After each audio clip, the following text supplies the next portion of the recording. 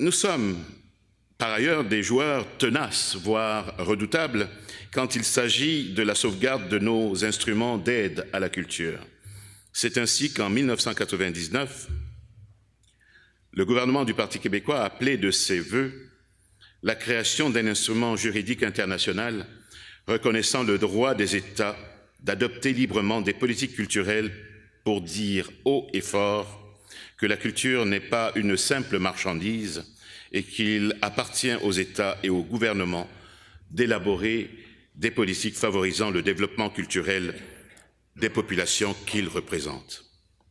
Nos efforts ont été couronnés de succès puisque le 20 octobre 2005, la Conférence générale de l'UNESCO adoptait la Convention sur la protection et la promotion de la diversité des expressions culturelles.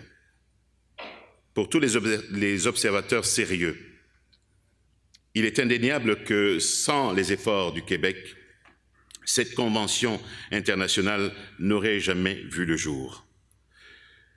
Ainsi, les 126 États signataires et l'Union européenne reconnaissent aujourd'hui qu'il faut éviter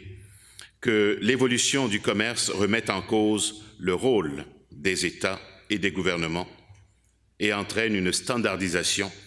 qui mettrait à mal les cultures moins rentables et appauvrirait la diversité culturelle de l'humanité. Ce risque est particulièrement aigu à l'heure où la multiplication des accords de commerce et de l'explosion des possibilités technologiques. À ce sujet, les négociations d'un accord de libre-échange qui ont cours entre le Canada et l'Union européenne représentent, pour les défenseurs de la Convention, tels la France et le Québec, une occasion unique pour défendre notre pleine capacité à élaborer et à mettre en œuvre notre politique culturelle.